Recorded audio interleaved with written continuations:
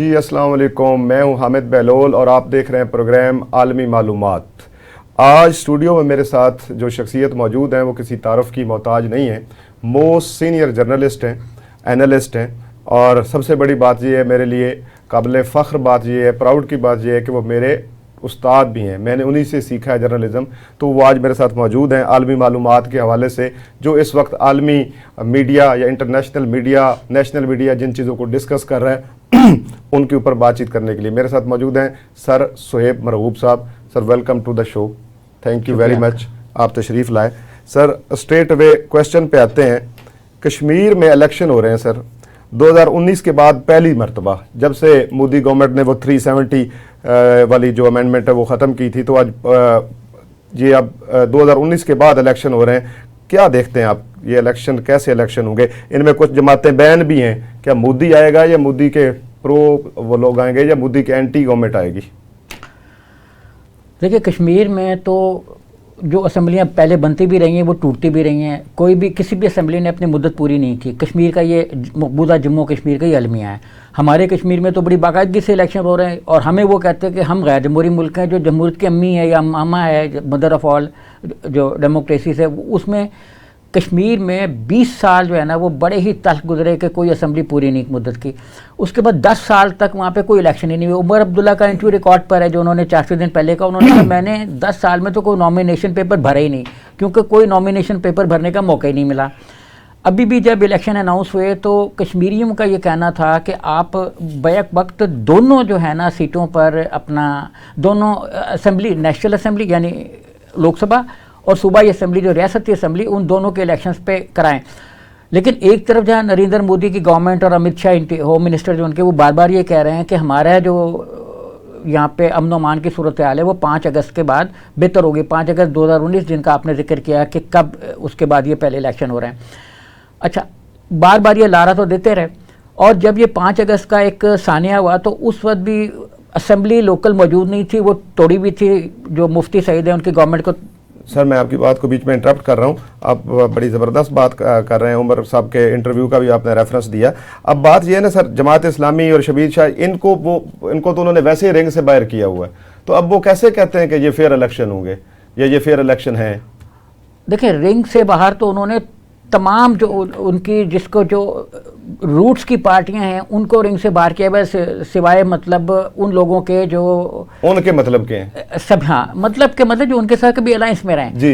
जैसे जो पीडीपी है उसकी जो मुफ्ती सईद की बेटी हैं वो अलायंस में भी रही हैं, लेकिन अब उन्होंने अपनी जो मैनिफेस्टो दिया उसमें उन्होंने कहा है कि हम इसको अपना 370 जो उन्होंने मनसूख किया, 35 से मनसूख, उसको हम किसी न किसी तरह का हम इसको रेस्टोरेशन की तरफ जाएंगे। जो 2019 के बाद से जो गंद गुला है मकबूजा जम्मू कश्मीर में, उसको हम रिवर्स करेंगे, ये वो अपनी स्टेटमेंट में कह रही हैं। अच्छा, जो उनकी बड़ी पार्टियां थीं, जो पहले मेन स्ट्रीम पार्टियां थी, जैसे हुर्रियत कॉन्फ्रेंस थी, उसके लोग अभी भी जेलों में भी लड़ नहीं रहे। अच्छा, हुर्रियत कॉन्फ्रेंस से जो लोग टूट के निकले हुए थे, शबीर शाह वगैरह जिन्होंने अपनी बाद में पार्टी बनाई हुई थी, वो भी जेलों में। अच्छा, इस वक्त भी जो बहुत से लीडर हैं वो हाउस अरेस्ट हैं और वो उनको एक भी जलसा नहीं करने दिया जा रहा। अभी जो जुमा गुजरा कल, उसमें उन्होंने वहाँ की जो जामिया मस्जिद थी उसमें जुमा की नमाज नहीं होने दी। जमात इस्लामी वो बैन है, उसके जो स्कूल चल रहे थे वहाँ पे सैकड़ों की तादाद में, उनको उन्होंने बैन लगा दिया। वो उन्होंने एजुकेशन सिस्टम चेंज करके, निसाब चेंज करके उन स्कूलों को बंद कर दिया। तो जैसे वहाँ पे सलाउद्दीन साहब थे, वो भी एक ज़माने में कामयाब होते रहे। कहते तो है ना कि वो इंतहा पसंद है या रेडिकल है, लेकिन एक्चुअली वो इलेक्टोरल पॉलिटिक्स में हिस्सा लेते रहे सलाउद्दीन साहब, और वो इलेक्ट भी हुए अगर झल्लू ना फिरता तो।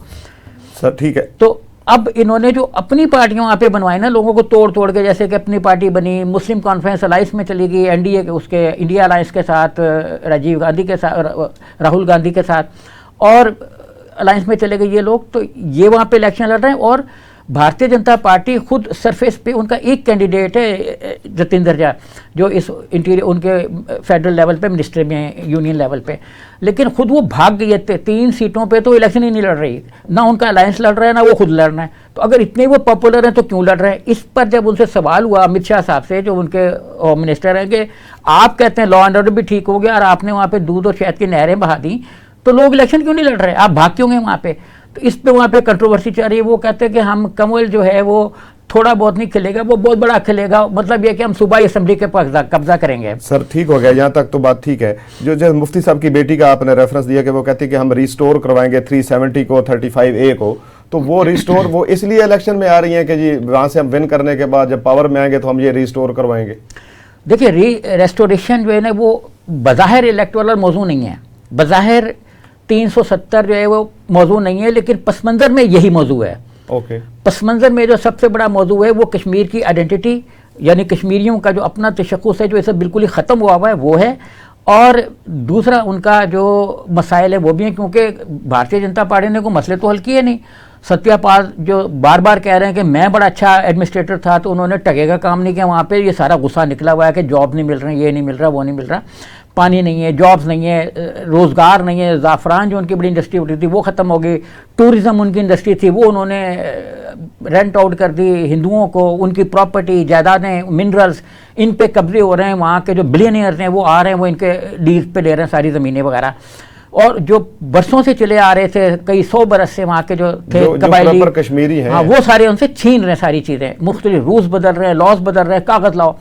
अब देखें आप, हमारे भी इवन पहाड़ी एरिया में चले हैं तो कागज़ कहाँ होते लोगों के पास, तो वैसे ही कागज़ नहीं होते। इवन जो अमरीकी हैं, नेटिव अमरीकी हैं, उनके पास कौन से कागज़ होंगे, वो तो भगा भुगो दिया उनको। तो दुनिया की अच्छी जमहूरियत में भी नहीं है, बड़ी जमहूरियत में भी नहीं है। तो ये इलेक्शन एक्चुअली है एक ढकोसला, लेकिन इसके पस मंज़र में लेकिन लोगों के पास ऑप्शन कोई नहीं है। देखें अब इस वक्त मीडिया पे जो उनका मीडिया दिखा रहा है वो कह रहा है कि 3 बेरोज़गारी, अपना गुर्बत और महंगाई वगैरह, ये मतलब मेन इश्यूज़ हैं जो मीडिया दिखा रहा है। लोग एक्चुअली कहना नहीं चाह रहे कि हमारे साथ पॉलिटिकल क्या हुआ है, क्योंकि अगर वो कहेंगे तो जेल में होंगे। यूएपी के तहत जैसे और भी लोग जेल में जिनको अभी तक देखने को अपना हवा देखने को नहीं मिल रही। जैसे आप फरमा रहे हैं कि वहाँ पे बोलने तक की आज़ादी नहीं है, उन्होंने सस्पेंड कर दी ये चीज़ें, उन्होंने रूल्स बदल दिए हैं। वहाँ पे जाके जो बड़े बड़े हिंदू ताजर जो हैं वो वहाँ पे जाके चीज़ें ख़रीद रहे हैं, और जो वहाँ के जो प्रॉपर कश्मीरी रहने वाले हैं जो सालों से सदियों से वहाँ पे बैठे हुए हैं, उनकी जायदादें, उनके बिजनेस, उनकी ज़ाफ़रान की इंडस्ट्री, हर चीज़, सारी चीज़ें, तो वहाँ पे इसका मतलब तो वाज़े वाज़े ये है कि फिर ये एक ढकोसला इलेक्शन है और सीधा सीधा प्रो मोदी जो है सेटअप वही वहाँ पे बनेगा। नहीं, ये अवाम ने इतनी बड़ी तादाद में जो 2 हल्कों में इलेक्शन हुए ना, देखें बहुत से रियासतें ऐसी हैं जहाँ पूरे इलेक्शन ख़त्म हो गए 2 फेजेज़ में, 3 फेज। अब जैसे देखें राजस्थान है, उसकी 25 सीट्स थी, वहाँ पे इलेक्शन ख़त्म हो गए। लेकिन कश्मीर और जम्मू और लद्दाख ऐसे हैं जो हैं तो मतलब टोटल 6 सीट्स हैं वहाँ पे। तो इन 6 सीटों के इलेक्शन जो है वो जाके ख़त्म होंगे 20 मई को, जो आखिरी दिन है उस दिन। और एक फेज में एक हल्के में इलेक्शन होगा। यानी इतने डरा हुआ है नरेंद्र मोदी कि हम मैनेज करें सारे को, सारा मीडिया वहाँ पे फेंक दें, अपना सारे लोग फेंक दें, सारी एडमिनिस्ट्रेशन फेंक दें, फिर जाके हम इन एक एक इलेक्शन को मैनेज कर सकेंगे। उसके बावजूद 3 सीटों से तो वो स्ट्रेट फॉरवर्ड भाग गए। अच्छा, अब जो उमर अब्दुल्ला खड़े हुए जिनकी जीत का चांस ज़्यादा है, मुफ्ती साहब की बेटी जो है उनका जीत का चांस ज़्यादा है। अच्छा, अब ये प्रोपेगेंडा कर रहे हैं कि मुफ्ती सईद की बेटी जो है वो वहाँ पे खड़ी हुई हैं, जो उनका अपना हल्का है वो एक्चुअली पुलवामा का हल्का, पुलवामा जहाँ पे इंसिडेंट हुआ और इसके आसपास। अब वो कहना ये चाह रहे हैं कि ये चूँकि एक वो बेल्ट है जहाँ पे अग्रेसिव लोग हैं, उनके नज़दीक रेडिकल और दुनिया के नज़दीक वो लोग हैं जो आज़ादी का हक मांगने में थोड़ा सा तेज़ हैं। मतलब वो कह रहे हैं कि मैं आज़ादी का हक दूँ, जैसे अमेरिका की यूनिवर्सिटियों में हो रहा है कि फ़लस्तीन को आज़ाद करो, क्यों मतलब दबा के मुजाहरे हो रहे हैं। जी हाँ, तो उस तरीके से उन्होंने ये, उनका ये परसेप्शन है कि ये लोग ज़्यादा स्ट्रांग हैं, तो इसलिए जो वो वहाँ पे पीडीपी है। मैं जहाँ पे इंटरप्ट कर रहा हूँ सर, आपने जैसे रेफरेंस दिया, कल तक की मालूमात के मुताबिक, ये भी एक आलमी बात है जो कि प्रोग्राम आलमी मालूमात के ऊपर है, जो जॉर्ज वाशिंगटन यूनिवर्सिटी है और जो कैलिफोर्निया की यूनिवर्सिटी है, वहाँ से तकरीबन 6000 अमेरिकन स्टूडेंट्स जो हैं, अमेरिकन पुलिस ने प्रोटेस्ट के लिए जो निकले हुए थे फ़लस्तीनियों के हक में, उनको गिरफ्तार किया है बाकायदा। और वहाँ पे जो मजस्मे वगैरह बनाए गए थे, जैसे अब्राहम लिंकन का है, या जो बड़े बड़े उनके लीडर्स हैं वहाँ के, जो प्रेसिडेंट रहे हैं या उनके लीडर हैं, उनके मुजस्मों के ऊपर भी उन्होंने फ़लस्तीन के जो है फ्लैग उसको उससे ढांप दिया। और तमाम यूनिवर्सिटी के स्टूडेंट्स जो हैं, बिलाताक इसके कि वो पाकिस्तानी जो स्टूडेंट हैं, इंडियन स्टूडेंट हैं या अमेरिकन ही स्टूडेंट हैं, वो सड़कों पर इस वक्त फ़लस्तीन के हक में। देखें, बिल्कुल आपने सही कहा, लेकिन इससे आगे भी कुछ हुआ। इससे आगे ये हुआ कि जो स्टूडेंट यूनियंस हैं और स्टूडेंट्स के लोग हैं, वो हरासमेंट और स्नप करने को, जो राइट्स हैं उनको दबाने के इल्ज़ाम में एजुकेशन मिनिस्ट्री के पास केस में चले गए। वहाँ पे एजुकेशन डिपार्टमेंट ने सेल्स बनाए हुए, मतलब लोग वहाँ पे इस चीज़ को मॉनिटर कर रहे होते हैं कि कौन सी यूनिवर्सिटी या इंस्टीट्यूशन है जो ह्यूमन राइट्स की वायलेशन कर रहा है, जो लोगों को स्पीकिंग का जो राइट्स है वो नहीं दे रहा। अब ये जो अरेस्ट हुआ, मसलन एक मुसलमान औरत है, उसका नाम पता नहीं सफीना के क्या है, उसको प्रोफेसर जो है वो एक लेडी प्रोफेसर उसका माइक छीन रही है। ये तस्वीर बड़ी वायरल है मीडिया पे, सोशल मीडिया पे। अच्छा, अब वो तस्वीर जब छीन रही है तो वो उस पे यूनिवर्सिटी ने के पास एक दो कंप्लेंट्स की, वो अस खुद भी इस पे मॉनिटर कर रही है, देख रही है कि वो वाकई छीन रही है कि उसको कुछ समझा रही है, कुछ कह रही है। तो ये चीज़ें वहाँ पे अब डबल और ट्रिपल सोर्ड बन गई। एक होता है दो धारी तलवार, ये कोई 3-4 धारी तलवार बन गई जो हर तरफ से काट रही है अपना अमेरिका की जो एडमिनिस्ट्रेशन है उसको। बिल्कुल ठीक है। अभी देखें कि अगर वो इसको कंट्रोल करते हैं बाय फोर्स, जैसे आपने कहा कि हो गई गिरफ्तारियाँ, लेकिन एक्चुअली जब लोग ये प्रोग्राम देख रहे होंगे तो ये 8,000 का फिगर कांस्टेंट नहीं होगा, क्योंकि वो गिरफ्तार करते हैं और छोड़ देते हैं। बिल्कुल ठीक है। और वो परमानेंटली उनको नहीं रखते, 24 घंटे 8 घंटे मुंतशिर हो जाए, बॉन्ड लेके तो कोई छोटी लेके छोड़ देते हैं, वो फिर आ जाते हैं। तो वो जब ऐसे होता है तो जो गिरफ्तारियों की तादाद कांस्टेंट नहीं रहती। लेकिन 3 बड़ी यूनिवर्सिटियां उनकी, जो कल परसों हमने बात की तो एक थी, अब 3 यूनिवर्सिटियों ने उनके साथ मुआहदा कर लिया है, वो जो मुतालबात हैं वो एक्सेप्ट करते जा रही हैं। और अब आज जब हम ये बातचीत कर रहे हैं तो ये इंटरनेशनलाइज हो रहा है। जब वहां पे वो लोगों को, बच्चों को गिरफ्तार करेंगे तो उसके आगे में दूसरे मुल्कों के बच्चे निकलना शुरू हो जाएंगे। बिल्कुल ऐसे ही। ये तो मतलब पहले 2 धारी तलवार, 3 धारी तलवार है। तहरीक का आगाज तो हो गया ना सर। बेशक वो शोरटी लेके छोड़ें या किसी तरह भी, एक जो आलमी मैसेज है स्टूडेंट्स ने वो तो पहुंचा दिया ना। अब आप कह रहे हैं कि जैसे वो उनको गिरफ्तार करेंगे तो आगे पता चलेगा कि कनाडा के स्टूडेंट निकल आए, वहां से फिर यूरोप के स्टूडेंट निकल आएंगे। तो ये मैं समझता हूँ ये भी एक अच्छी चीज है जो कि फलस्तीनियों के हक में है। वहां पे जो मुसलसल वहां पे जुल्म सितम की दास्तानें रकम हो रही हैं। सर ये तो एक प्रॉपर बात हो गई हमारी कश्मीर इलेक्शन के हवाले से, और आपने बड़ा ही डिटेल हमें समझा दिया कि क्या सूरत हाल है वहाँ पे और किस तरह हो रहा है इस वक्त। सर एक जो मेन चीज़ है और जो डिस्कस की जा रही है सोशल मीडिया के ऊपर, नेशनल मीडिया के ऊपर, इंटरनेशनली, और मतलब हर दूसरा बंदा यही बात करता हुआ नज़र आ रहा है, पाकिस्तान ने जो सैटेलाइट स्यारा भेजा है उसके क्या फ़वायद होंगे, और वो कह रहे हैं 5 दिन में पहुंचेगा। इसकी क्या वजह है कि वो 5 दिन में पहुंचेगा? और एक और बात साथ में ज़मीनी जो है क्वेश्चन वो करता जाऊं, ये भी लोग कह रहे हैं, मैं आज उठ के सुबह सोशल मीडिया के ऊपर इसी स्यारे के हवाले से देख रहा था, तो वो कह रहे हैं कि जी स्यारा एक्चुअली चाइना ने भेजा है और पाकिस्तान के साथ इश्तिराक के साथ भेजा, पाकिस्तान इसको ओन नहीं कर सकता कि ये सिर्फ हमने ही भेजा है। नहीं, देखें इसमें बहुत सी चीज़ें, पाकिस्तान 2002-03 से कर रहा है, 2009 में एक बड़ी मेजर डेवलपमेंट हुई, फिर 2021-22 में हुई। तो देखें सोल टेक्नोलॉजी जो है ना वो किसने बनाई और कौन उस पर क्या कर रहा है, ये मतलब एक अलग है। जब चाइना ने इसको अनाउंस किया सैटेलाइट, इसको अपना क्यूब कमर को, आई क्यूब कमर को, तो एक्चुअली इसमें जो टेक्नोलॉजी मांगी गई लोगों से, जो ड्राफ्ट मांगे गए, उसमें सबसे बेहतर पाकिस्तान का था। मतलब पाकिस्तान की टेक्नोलॉजी, पाकिस्तान का परसेप्शन, पाकिस्तान की जो चीज़ें थी वो सबसे बेहतर थी। इसका मतलब है कि जो एप्लीकेंट्स थे जितने भी थे उनमें हमारी सीवी मजबूत थी। हाँ, हमारी चीज़ें मजबूत थी, सीवी नहीं, हमारा जो टेक्नोलॉजी थी वो मजबूत थी, क्योंकि ये उन्होंने ये थोड़ी मांगा था कि आप अपना पर्सनल नहीं मांगे थे, ये नहीं है कि जो टेक्नोलॉजी प्रैक्टिकली जो चीज़ें। हाँ, तो वो अच्छा, अब ये है कि ये 5 दिन तो लगते ही हैं, मदार में जाएगा, फिर इतना डिस्टेंस है, तो टाइम इशू नहीं है। इशू ये है कि ये उतरेगा, कामयाबी से उतर सकता है, दुआ कीजिए कि उतर जाए, क्योंकि बहुत से मुल्कों के पहले जो मिशन होते हैं वो, सर जैसे इंडिया का पहला मिशन नाकाम हो गया था। जी हाँ, नाकाम हो गया, और इतनी इन्वेस्टमेंट हुई थी। हमारी तो इतनी इन्वेस्टमेंट नहीं हुई। हमारी देखें, हमारा जो स्पार्को इदारा है वो बहुत अरसे से काम कर रहा है, इस तरफ भी कर रहा है, और भी उसके मॉनिटरिंग के इशूज़ हैं। इशूज़ मीन्स कि वो बहुत से इशूज़ पे काम कर रहा है। मतलब वो ये बता सकता है कि आप इस वक्त यहाँ पे बैठे हुए हैं, तो अगर मतलब आपके घर में कोई बात करना चाह रहा हूं, कोई चाहे जहां तक तो मेरे जैसे जो नालायक लोग हैं वो तो ये देख रहे हैं कि जी पाकिस्तान ने स्यारा भेजा है, तो हमें देखना ये होगा, अल्लाह ताला करे कि खैर खैरियत से 5 दिन में वो पहुंच जाए, तो चूंकि वो निकल चुका है अपने सफर के ऊपर। इसके फवायद क्या होंगे सर, क्या फायदा होगा? देखिए टेक्नोलॉजी जो है ना वो इस वक्त सारी चीज़ ट्रांसफ़र हो रही है स्पेस की तरफ। अब भी आप देखें कि कल जो बाइडन साहब ने कहा कि वो रखना चाह रहे हैं एटमी हथियार स्पेस पे, अब जो बम बारूद ज़मीन पे वो चाह रहे हैं हम खला में करें। नेक्स्ट वॉर जो वो ये भी एक है ना कि स्टार वॉर जो हम कहानियाँ फिल्मों में पढ़ते थे कि अब अगली जंग जो खला में होगी या खला के मसाइल पे होगी या खला के इश्यूज़ होंगे कि कौन खला में कहाँ कब्जा करेगा। एलन मस्क और इस तरह के लोग ने वो ये भी चाह रहे हैं कि हम खला में घर बसाएं, ये भी है। और एक कैप्सूल नुमा एक उसका डिज़ाइन भी तैयार हुआ कि ये वो प्रॉपर्टी है जिसमें लोग खला में जाके रहेंगे। तो अब लोग सेफ और माहौल की तरफ जा रहे हैं। पैसा बहुत आया हुआ दुनिया में लोगों के पास। तो एक तो ये है कि खला में हमारी नज़रें बेहतर होंगी कि हम दुनिया भर में जैसे है ना कि देखें जब अमेरिका चांद पे उतरा अपोलो 1969 में, तो उसने दुनिया की मॉनिटरिंग शुरू करी, चांद की तो की दुनिया की भी मॉनिटरिंग शुरू होगी। चांद से दुनिया भी तो नज़र आती है ना, खला से दुनिया भी नज़र आती है। अच्छा, जब हमने सैटेलाइट अपना छोड़ा तो हमारे पास अभी पूरे तौर पे हमारे इंटरनेशनली हम इतने स्ट्रॉन्ग नहीं है जितने सैटेलाइट सिस्टम में दूसरे ममालिक हैं। तो आप देखें ना कि हमारे सारे चैनल शिफ्ट हो गए पाक सैटेलाइट पे, और जो उस पर शिफ्ट हुए उनका खर्चा कम हो गया। तो इससे हमें टेक्नोलॉजी के डेवलपमेंट में आईटी इंडस्ट्री को, स्पेस टेक्नोलॉजी को और अपने एनवायरनमेंट को, क्योंकि हम स्पेस से दुनिया के एनवायरनमेंट को भी तो मॉनिटर कर रहे हैं ना, तो उसमें हमें बड़े फ़ायदे हासिल होंगे। ठीक हो गया सर।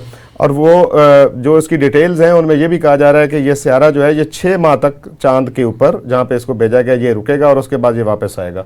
तो ये 6 मंथ के रुकने का क्या इशू है कि 6 माह के बाद उसने वापस आ जाना है, या उसको जल्दी क्यों नहीं वो आ जाता? 6 महीने रुकने का क्या मकसद? देखें, उन्होंने जो इस चांद की जो ज़मीन है, ये ज़मीन इस मानों में नहीं कि अर्थ जो जहाँ पे वो लैंड करेगा जिस जगह पे भी, उसको स्टडी करना है उसने। ठीक है। अच्छा, उसको स्टडी करने के लिए उसके अंदर बड़ी सोफिस्टिकेटेड आइटम्स मौजूद हैं, मतलब जो टेक्नोलॉजी है वो उसके अंदर मौजूद है, वो उसको स्टडी करेगा।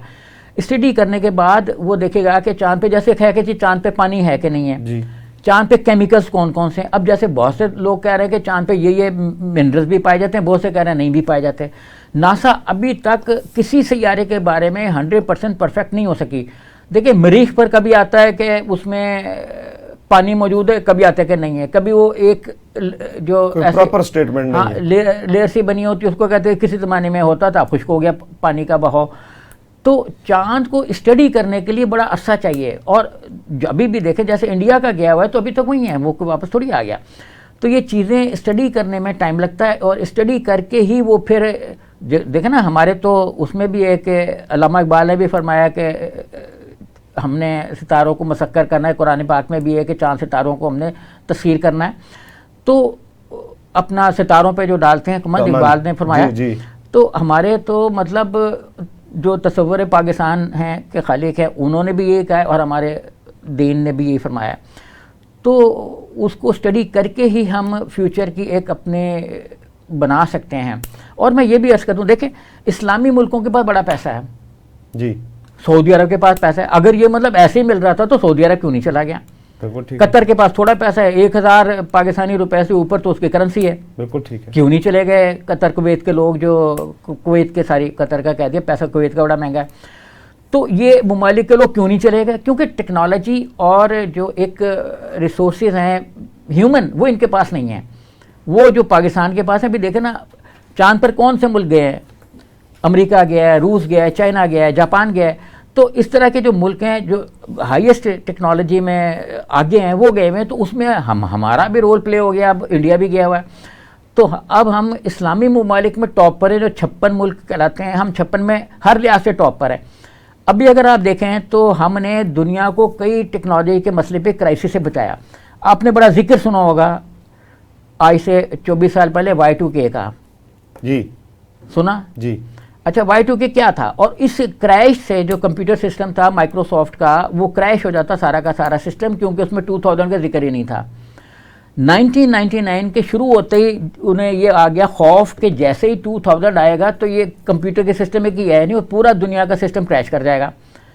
अब हमारा जो इवन मैट्रिक पास स्टूडेंट था वो भी इतना कंप्यूटर की उसमें नो हाउ रखता था कि वो सिस्टम को बचाने के लिए कैसे अपना रोल प्ले कर सकता। तो उसी ज़माने में जो बड़े बड़े हमारे यहाँ पे इस वक्त बड़े बड़े आईटी के ग्रुप्स नज़र आ रहे हैं ना, कोई भी हों, तो वो उसी ज़माने में निकले उभरे, और हमारे पाकिस्तानी ने दुनिया को उस टेक्नोलॉजी में बचाया। अच्छा, अब सर एक थोड़ा सा बस एक जुमला और कि सऊदी अरब जो है वो टेक्नोलॉजी न्यूक्लियर मांग रहा है अमेरिका से, न्यूक्लियर शील्ड भी मांग रहा है अमेरिका से, तो पाकिस्तान के पास तो पहले से। ज़बरदस्त बात आपने की।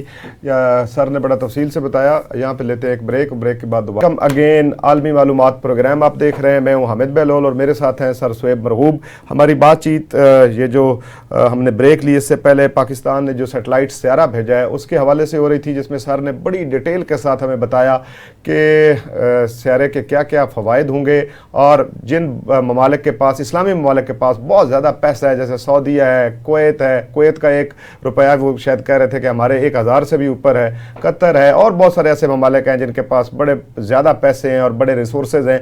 उन्होंने आज तक क्यों अटैम्प्ट नहीं ली? क्योंकि ये जो सियारा भेजना, ये रिसोर्सेज, ये ह्यूमन रिसोर्सेज और ये सारी टेक्नोलॉजी, ये कोई इतना खाला जी का घर नहीं है। पाकिस्तान ने ये बहुत बड़ा कदम उठाया है और इंशाअल्लाह अल्लाह ताला इसको कामयाब करे और वो खैर खैरियत से अपने मदार पे पहुँचे और इससे पाकिस्तान में टेक्नोलॉजी के अंदर बहुत बड़ा इनकलाब आएगा इस सियारे के जाने से। डिटेल्स सर ने आपको सारी बता दी हैं।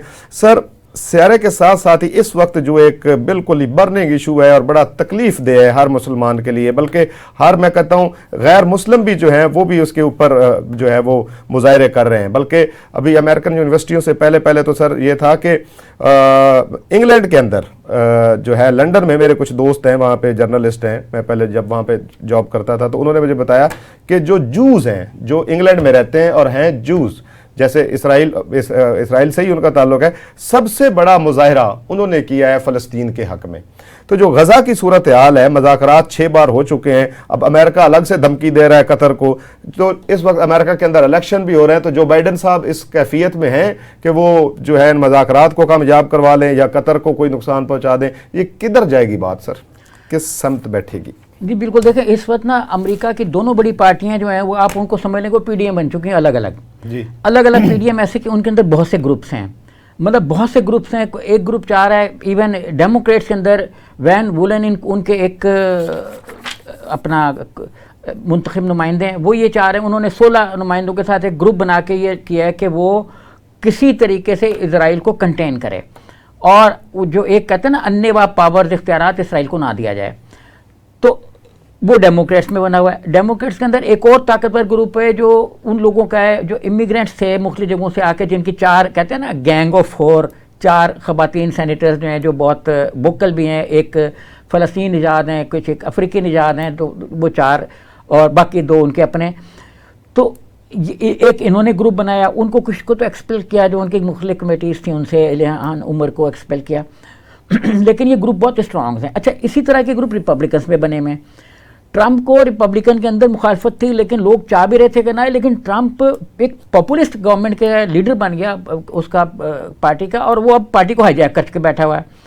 तो अब जो मिडल ईस्ट में मुज़ाकरात चल रहे हैं उसमें जो बाइडन ये चाहते हैं कि वो इलेक्शन जीत सकते हैं अगर वो यहाँ पे फ़लस्तीन में कोई मुआहदा करवा दें, कोई अमन कायम करा दें, क्योंकि अब इलेक्शन में वहाँ पे बहुत थोड़ा असर रह गया है। देखे ना, हम ये मुज़ाकरात तो सर 6 बार पहले भी हो चुके हैं। नहीं, मैं वो उधर आ रहा हूँ ना, मुज़ाकरात 6 बार पहले हुए, बेनतीजा रहे, लेकिन अब नवंबर में इलेक्शन होने वाले हैं। बाइडन साहब के पास टाइम थोड़ा है। अगर वो ताज अपने सर पे ये नहीं लगाते कि मैंने मुआहदा, कैंप डेविड ने देखे डेमोक्रेट्स को जितवा दिया, ओबामा ने भी क्रेडिट ले लिया कि हमने ये कर लिया, नोबेल प्राइज़ के भी क्रेडिट लेते रहे कुछ सदूर के, जी हमने यासिर अरफात को और इजरायली लीडर्स को साथ बिठा दिया और आधा आधा नोबेल प्राइज़ तकसीम हो गया। तो अब जो है वो पूरी ताकत के साथ ये चाह रहे हैं कि ये हो जाए। उन्होंने कुवैत में चूँकि उनके एक तर्जमान और लोग मौजूद हैं, तो उन्होंने कुवैत को ये थ्रेट किया, एक्चुअली थ्रेट तो उन्होंने हमास को किया है कि आप अगर मुआहदा नहीं करोगे तो जो आपके पास एक पॉलिटिकल बेस है, पॉलिटिकल लीडरशिप जहाँ से बात करिए वो ख़त्म कर देंगे। तो कतर को तुम सर यही धमकी दे रहे हैं ना कि अगर मुआहदा नहीं होगा तो हमास की लीडरशिप को आप मुल्क से बाहर निकालो। हाँ, लेकिन हमास के पास अब हमास जो है वो इस चीज़ पे, इस किस्म की थ्रेट में आ नहीं रही। देखिए, कतर से निकालेंगे, उनके पास और भी मुल्क मौजूद हैं, कहीं भी वो बैठ सकते हैं, लेबनान में बैठ सकते हैं, उर्दन को भी उन्होंने कहा हुआ है कि हम तुम्हें भी बेस बना सकते हैं। उनमें तो वैसे ही शाह उर्दन के पास इतनी पावर नहीं है कि वो उनको रोक सकें, वो बैठ जाएंगे वहाँ पे उनकी मेजॉरिटी भी है। तो मकसद उनका ये है कि किसी न किसी तरीके से मुआहदे की तरफ आएँ। अच्छा, मुआहदे में अभी वो क्रेडिट लेना चाह रहे हैं कि मैंने सऊदी अरब को इसराइल के हक़ में कर दिया या सऊदी अरब के साथ मुआहदा कर लिया।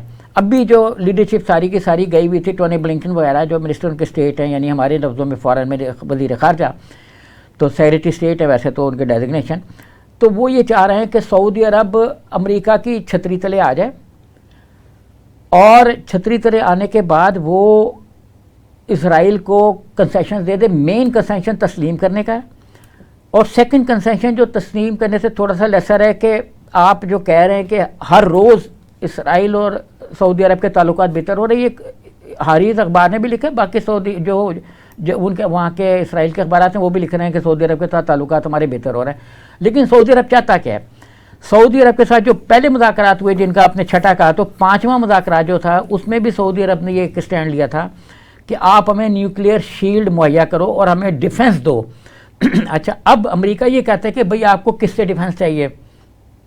अगर अमेरिका इंडिया के पैटर्न पे, जैसे इंडिया ने, इंदिरा गांधी ने मुआहदा किया था रूस के साथ और उसके बाद उसने साबका मशरक़ी पाकिस्तान पे हमला कर दिया, तो डिफेंस पैक्ट वो चाहता है कि अगर इस डिफेंस के नतीजे में इसराइल हमला करेगा तो फिर क्या अमेरिका उसको डिफेंस देगा या नहीं देगा, या अगर कोई और मुल्क हमला करेगा तो वहाँ की सिचुएशन में अमेरिका ये चाहता है कि वो एक उनको डिफाइन करे, बाइफरकेट करे कि किस सूरत में डिफेंस देगा। दूसरा, सऊदी अरब ने अभी मुज़ाकरात में एक बड़ा अहम नुकता उठाया।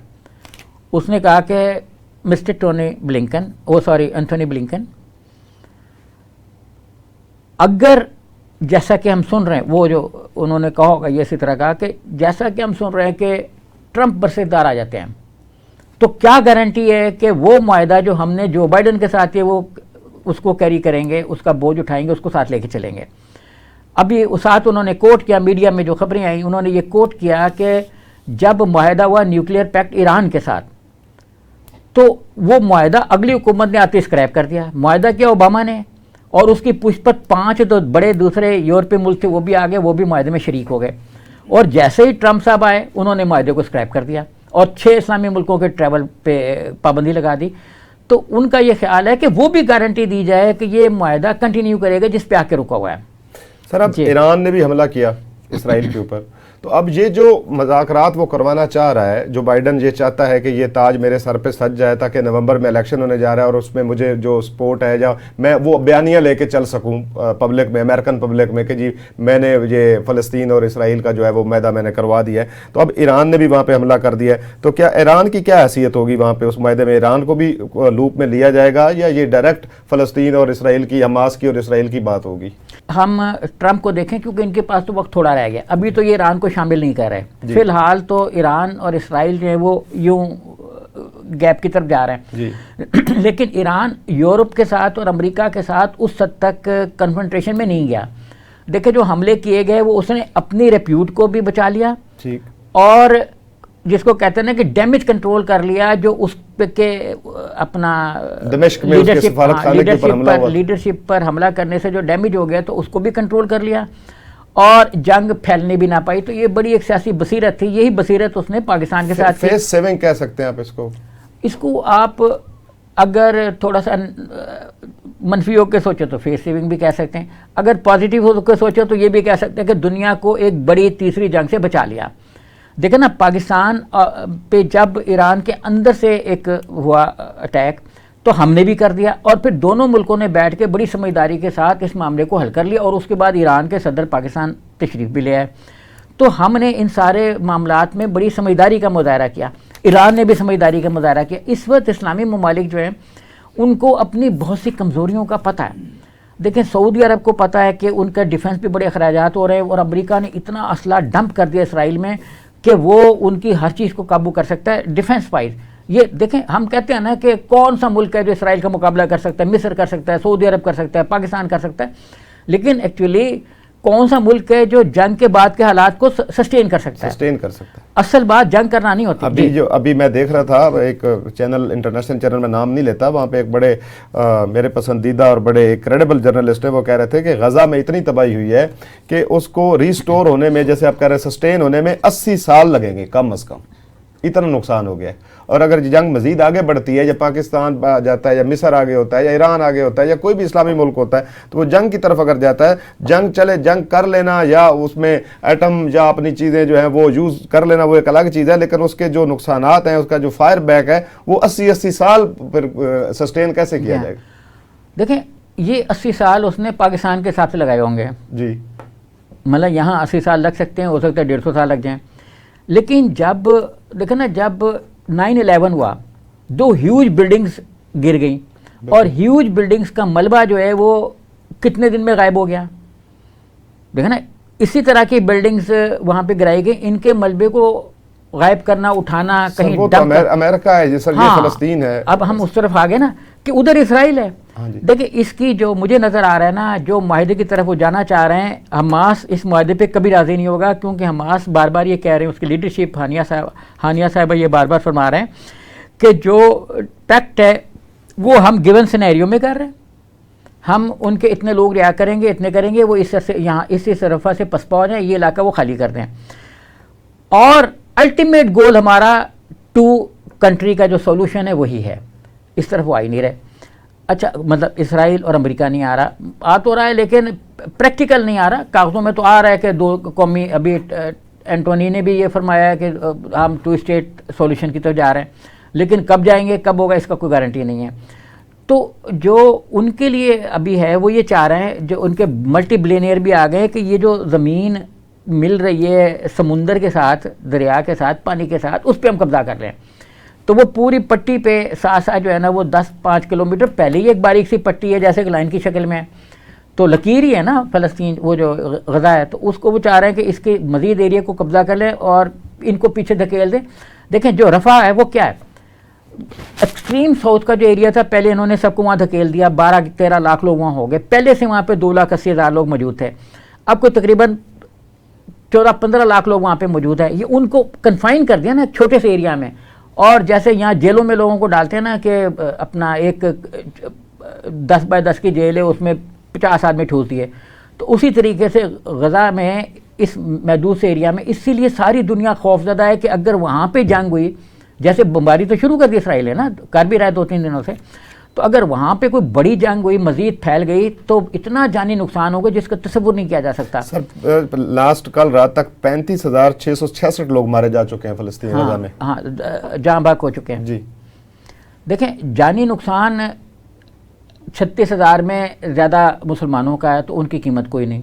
बिल्कुल, मासूम बच्चे हैं। अभी देखें ना, 5 लोग मरे हैं, जो वर्ल्ड किचन है उसमें 5 इंटरनेशनल ममालिक के लोग मरे, एक अमेरिका का, एक ब्रिटेन का, इधर उधर का, फिलिपाइन, इटली, कनाडा। तो शोर पड़ गया वर्ल्ड में कि जी किचन का काम बंद हो गया, उस पर जो बाइडेन को स्टेटमेंट देना पड़ गई। तो जान किसकी कीमती हुई। तो ये जो 35-36-37 लोग शहीद हुए हैं, और ये इससे ज़्यादा की तादाद है, क्योंकि लोग ये बता रहे हैं कि मलबे के नीचे लाशें भी हैं। एक्चुअली हैं ही मलबे के नीचे सर। अभी तो ये पता ही नहीं है कि कितने लोग मरे। ये तो वो कैलकुलेशन है जिनके कुछ लबायकीन जिंदा बच गए थे, जिन्होंने जाके कहीं रिपोर्ट किया कि हमारे इतने लोग जहाँ बाग हो चुके, या जो ट्रीटमेंट के लिए मुख्तलिफ जगहों पर गए। अब चूंकि अस्पताल ही तोड़े जा चुके हैं, वहाँ पे जो 36 हॉस्पिटल से बड़े जो जहाँ पे ट्रीटमेंट हो सकता था, उसमें से 6 भी सलामत नहीं है। ये उनकी जो हेल्थ वर्कर्स हैं वो कह रहे हैं, 200 से ज़्यादा तो हेल्थ वर्कर्स वहाँ पे अपनी जानें दे चुके हैं। तो अब मतलब ये जो बताने वाले हैं वो भी मर रहे हैं। जो कैलकुलेशन का निज़ाम है, इसलिए उन्होंने इंटरनेट को ख़त्म कर दिया कि पता ही ना लगे कि जी वहाँ पे हो क्या रहा है। इंटरनेट को भी बंद कर दिया ताकि जो प्रॉपर या जो मैच्योर अपडेट है वो डिलीवर ना हो सके।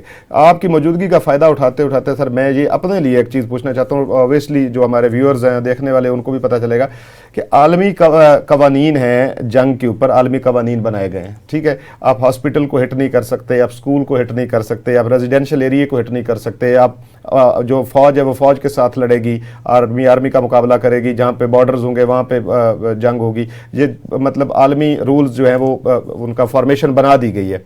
अब इसराइल ने तो सारी फॉर्मेशन उड़ा के रख दी, उसने ना हॉस्पिटल छोड़ा, ना स्कूल छोड़ा, ना रेजिडेंशियल एरिया छोड़ा, ना रेजिडेंशियल बिल्डिंग्स छोड़ी जिनके मलबे के नीचे सारे लोग। तो उसमें जो UNO है या ये जो बड़े बड़े हमारे जो पहलवान आप कह लें वर्ल्ड लेवल के हैं, कोई बंदा नहीं बोल रहा सर कि भाई जंग अगर हो ही रही है, ठीक है, वो भी रेजिस्ट कर रहे हैं, हमास वाले भी कर रहे हैं, वो भी जंग कर रहे हैं, वो तकड़े होंगे, ये माड़े होंगे, ये एक अलग टॉपिक है। तो वो ये क्या है कि ना वो कहीं भी पनाह नहीं लेने दे रहे। लोग छुपते हैं स्कूल में जाके, वो स्कूल उड़ा देते हैं, लोग छुपते हैं हॉस्पिटल में जाकर, हॉस्पिटल उड़ा देते हैं। बिल्कुल सही। देखें, हमारे मुल्क में इतने तब्दीलियां रोज़ हो रही हैं कि हमारे डिजिटल और इलेक्ट्रॉनिक और प्रिंट मीडिया के पास इंटरनेशनल एजेंसियों का जो उनका रोल है, उनको दिखाने के लिए, छापने के लिए जगह ही नहीं है।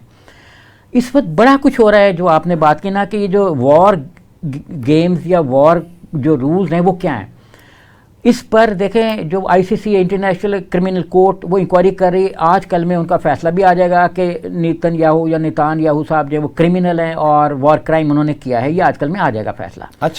अच्छा, उसके बाद दूसरा ये है कि जो इसमें बड़ी मेजर डेवलपमेंट हो रही है, वो जो मैंने शुरू में जिक्र किया कि डेमोक्रेटिक पार्टी के अंदर ग्रुप्स बने हुए, वैन वूलन का नहीं, मैं थोड़ा सा इसको कंप्लीट कर लूँ।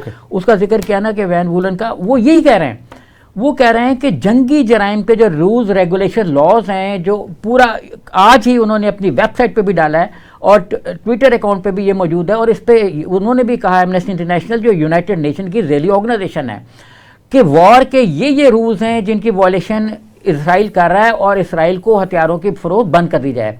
और उस पर ये लोग ये कह रहे हैं कि अमेरिका फ्यूचर में जो भी असला देगा इसराइल को, उसको मशरूत कर दे वॉर क्राइम ना करने से और उसकी असला की सप्लाई को रोक दे। तो ये बड़ा स्ट्रॉन्ग ग्रुप है।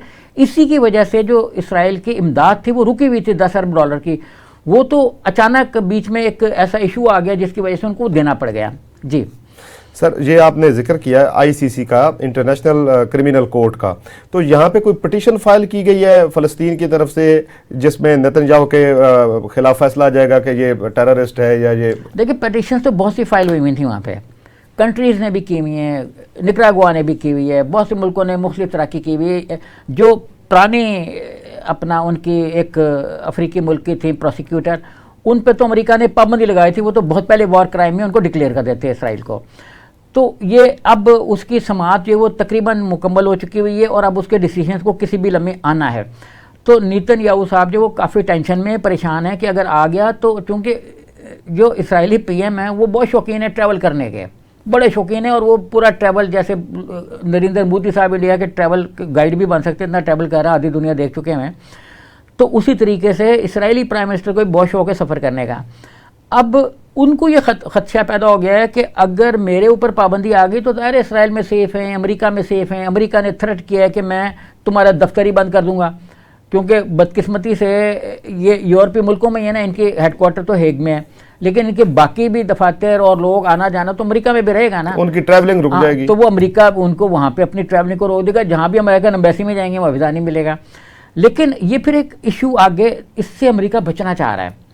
इसराइल पे भी दबाव डाल रहा है कि तुम मुआहदा कर लो, लेकिन इतना दबाव नहीं डाल रहा कि वो कोई इंसानी मुआहदा करे, इतना दबाव डाल रहा है कि वो कोई मुआहदा कर ले। अब वो मुआहदा किस तरह का, और इसीलिए वो फ़लस्तीनियों पे दबाव डाल रहा है कि आपकी लीडरशिप कोई गैर इंसानी मुआहदा भी कर ले, यानी ऐसा मुआहदा भी कर ले जिसमें 36-37 हज़ार जो लोग शहीद हुए, जहाँ पर उनका खून समझ लें ज़ाया गया, और जो मिलियंस लोग दर बदर हुए उनकी सारी कुर्बानियाँ ज़ाया गई, और जो 1.25 लाख के करीब ज़ख्मी हुए उनकी कुर्बानियाँ ज़ाया गई। तो अमेरिका चाहते हैं कि कोई मुआहदा हो जाए, जान छूटे, ताकि वो इलेक्शन जीत जाए। वो इलेक्शन स्टंट के तौर पे इसको ले रहे हैं, लेकिन ये होगा नहीं। ज़बरदस्त सर। लास्ट क्वेश्चन है सर, और वन लाइनर जवाब चाहिए, टाइम भी हमारा बिल्कुल ख़त्म हो गया, 1 मिनट है हमारे पास।